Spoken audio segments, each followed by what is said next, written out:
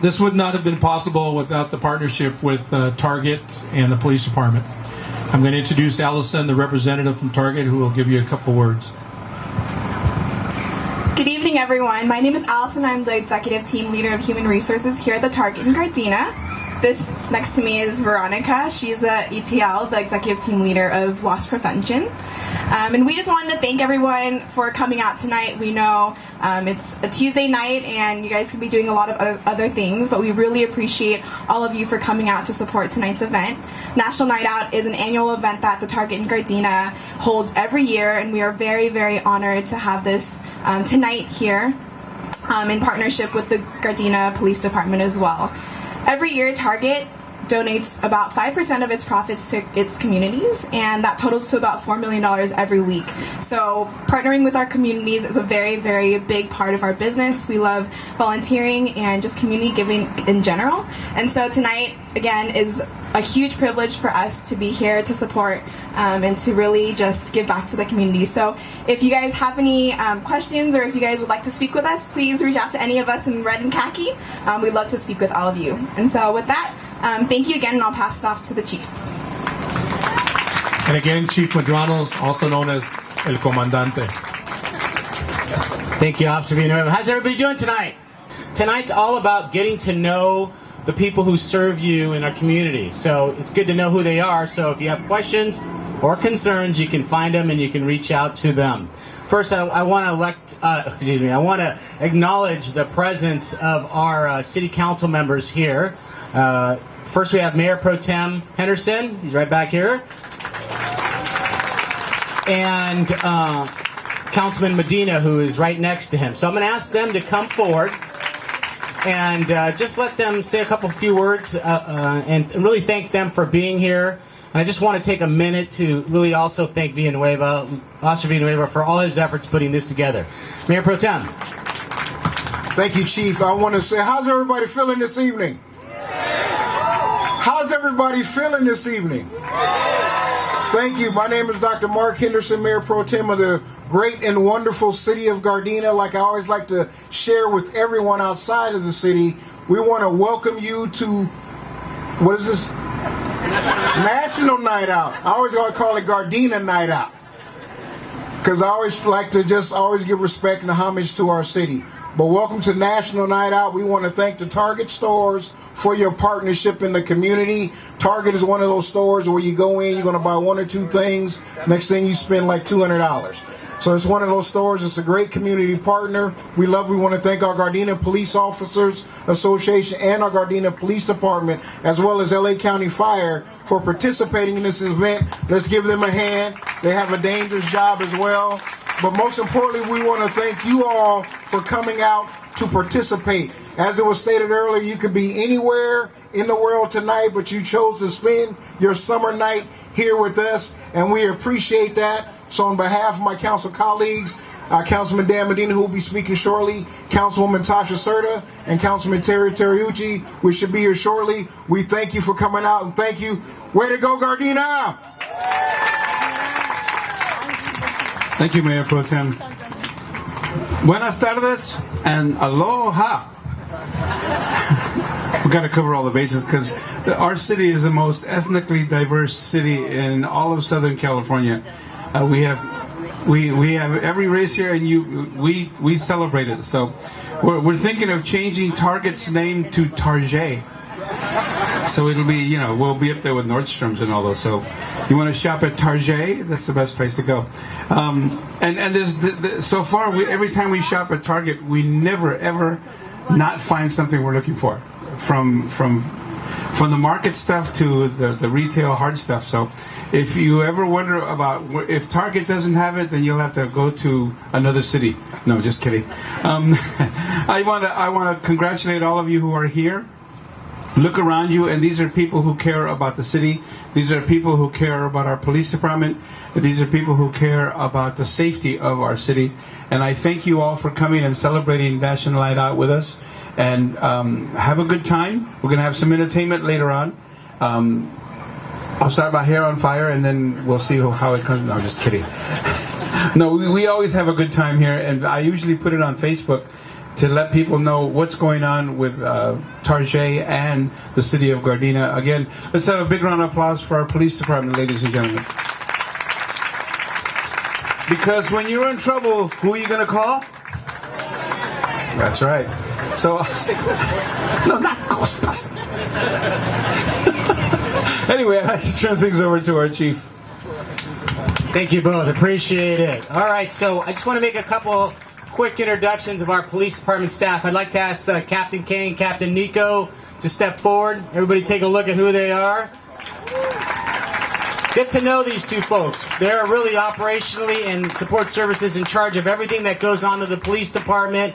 Two good individuals to know.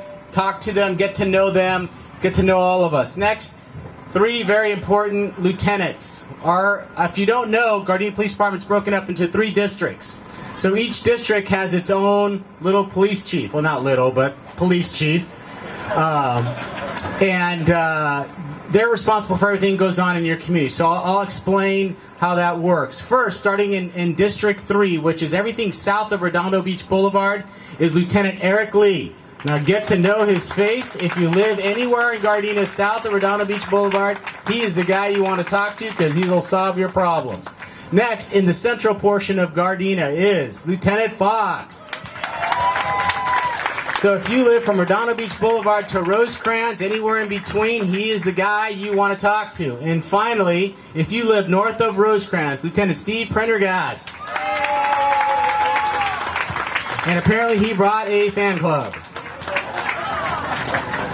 And then over there at the table where it says Gardena Police Department, the blue tarp there's a young lady. She can wave her hand right there. Her name's Abby. Abby is our Community Affairs Coordinator. So you need help about neighborhood watch, crime prevention, you've been a victim of a crime and need some follow-up or whatever, you can talk to her and she will help you out. And then there's various police officers around, walking around. Please get to know them. They're the ones that patrol your department, your city, and you know, you want to get to know them and have a dialogue with them and get to know who they are and what they're about. And then finally, 2 other groups I need to recognize.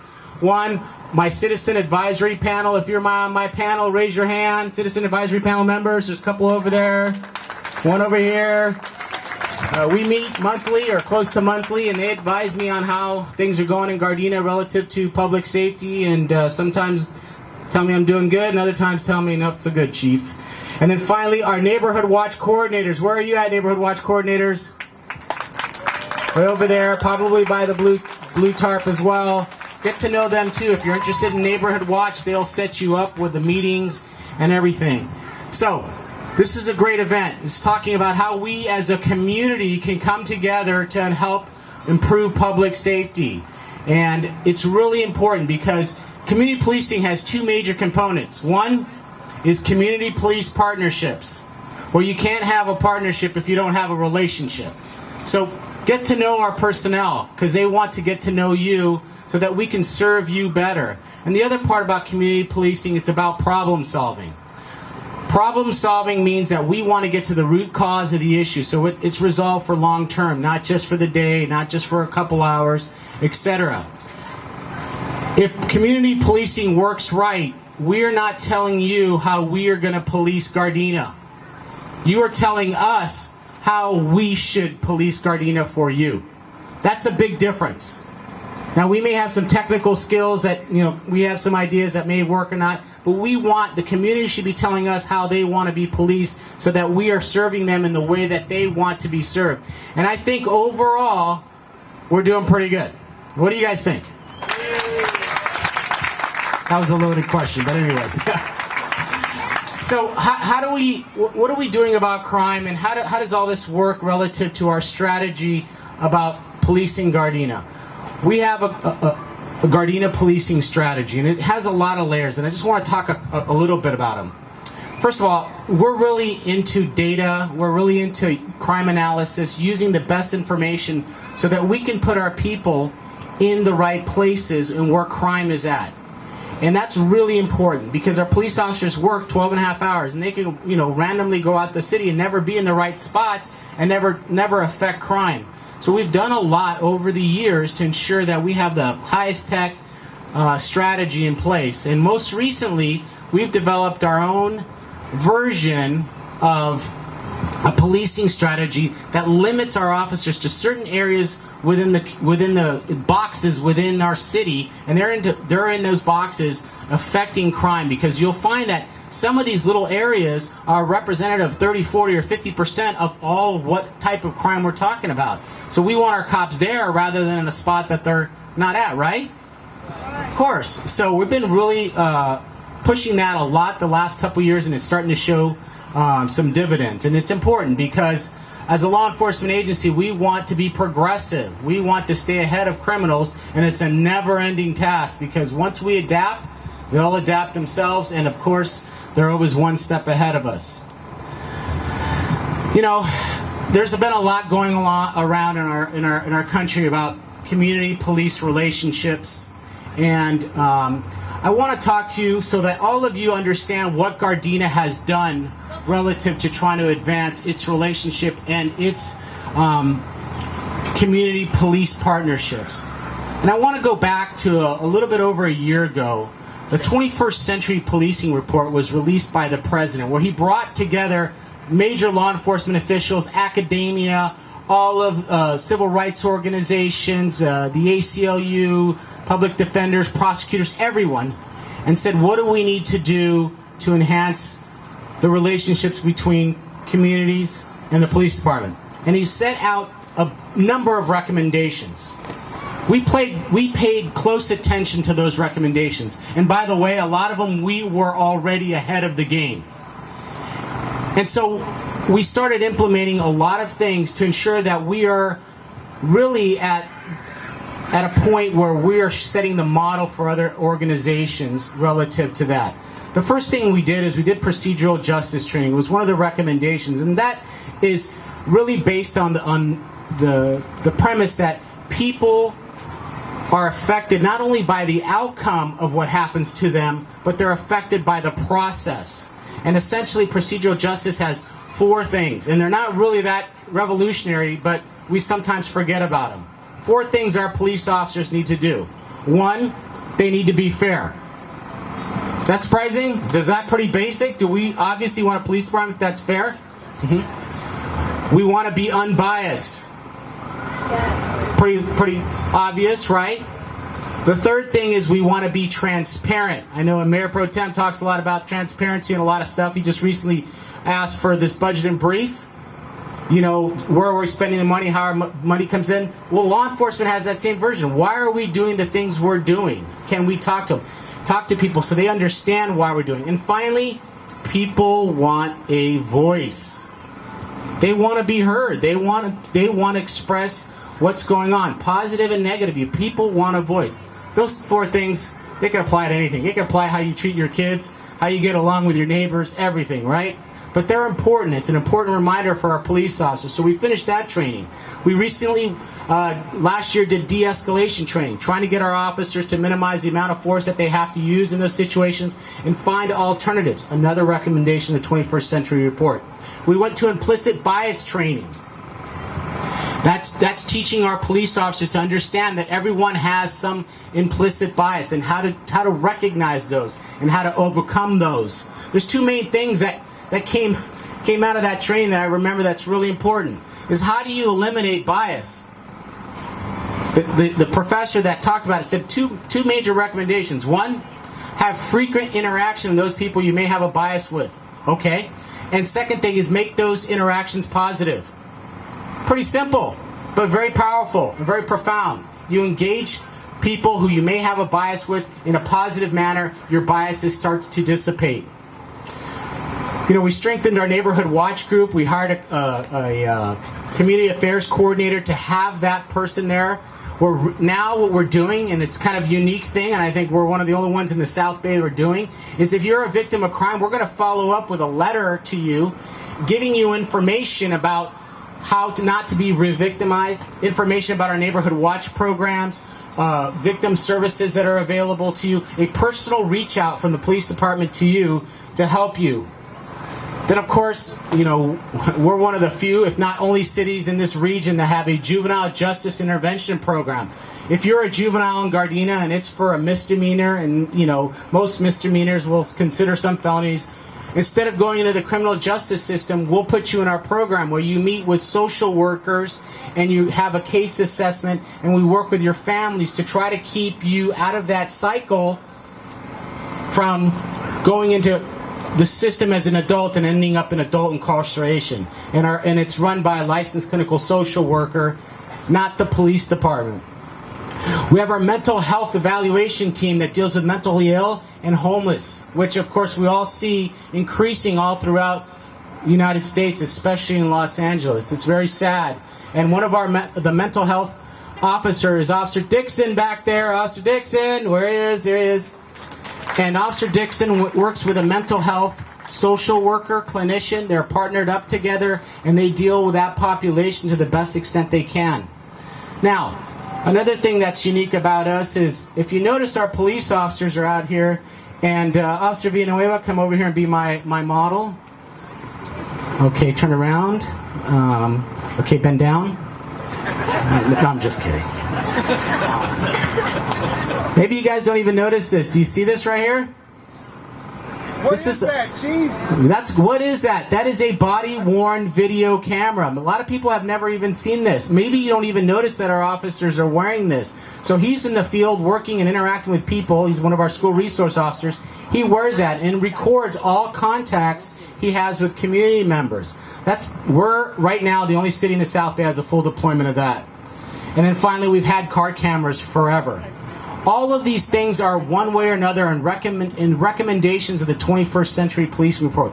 I will say, and I will challenge, and maybe my chiefs in the region may not be so happy with this, any other department that's done so many of these things. I don't think there's one. In fact, I know there's not one. And those are the ways that we're trying to build trust, confidence, and improve the way we deliver service to all people who come, live, visit, or work in Gardena. And I wanted to share that all with you because it's important. We have to invest in the relationships. They're not there by accident. They don't happen if you don't put effort. And these events are opportunities for you to get to know our personnel. Shake their hands, talk to them, ask them questions. We're here to serve you. Councilman? Can you elaborate on Gardena Direct, please? Oh, sure. So who knows what Gardena Direct is? Has anybody seen it? Okay, so Gardena Direct is an app that you put on your any type of smartphone, and it's a way that you can report just about anything. The only thing we don't want you to do is report crimes in progress. Graffiti, trash, a maintenance issue with Public Works, suspicious activity that doesn't require immediate police response. You can tell us if we're doing good. You can tell us if we're doing bad. All those emails come directly to me. Just about every service that the city can offer you, there's one way to get a hold of them in Gardena Direct. And that report goes directly to the person who's responsible. So if you report graffiti, it doesn't go to some person that doesn't handle graffiti. It goes actually to the graffiti removal team. And we track all of them. And we've had almost 8,000 since we started this. And believe it or not, there's less than about 100 open still that haven't been resolved for various reasons, which is a great track record. So if you're interested about Gardena Direct, Stephanie Santine, raise your hand over there. She is the expert in Gardena Direct. She'll definitely help you set it up on your smartphone. And then lastly, I wanted to change this up a little bit this year and have more of a community dialogue. So I'm here to take any questions anyone has about police work, with one little caveat. If you have a particular specific concern about a complaint you have or an issue you have in your community, I'm going to ask the district lieutenants to raise their hand, and well, you've already met them all, and they will deal with your specific issues, like I have an abandoned car in front of my house, or there's graffiti behind my house, those kind of things, the district lieutenants. But more global issues about the police department, police-community relationships, crime, anything, please ask, and I'll repeat the question for you. Someone's got to have a question. Yes, ma'am. Isn't there anything we can do on the 4th of July? The fireworks, the madness that goes on, and it goes on until like 1 o'clock or 2 o'clock in the morning. Is there anything that can be done? Yeah, so the question is there anything we can do about the 4th of July and all of the illegal use of fireworks? Well, we have been doing a lot. There's a lot of pre-4th of July enforcement. There's enforcement in 4th of July. We've actually got good feedback this year that was a little bit better. But, you know, the police department doesn't have that rule of whether or not fireworks are legal or not in Gardena.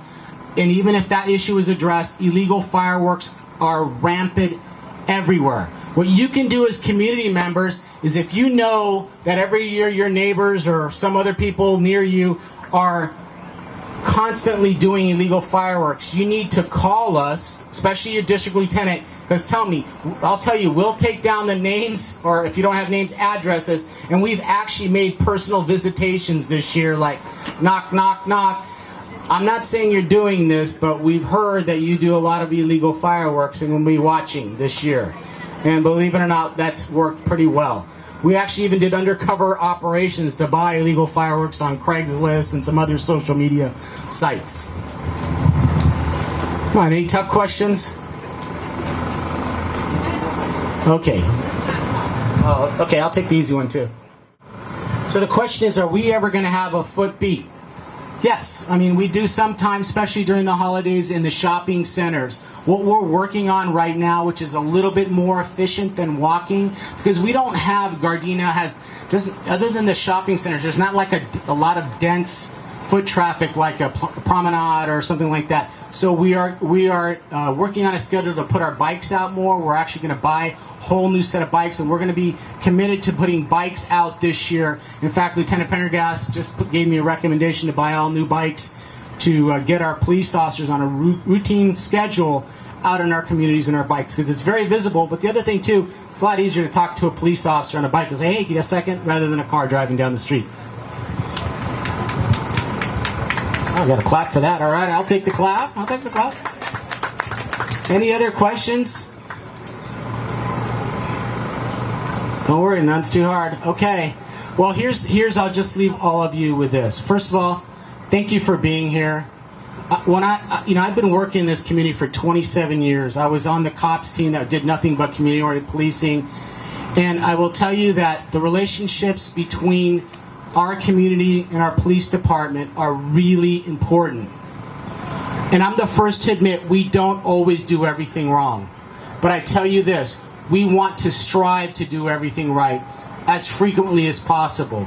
If you had feedback, we need it. If you want to get to know us, please don't reach out to us, because we need to be reaching out to you.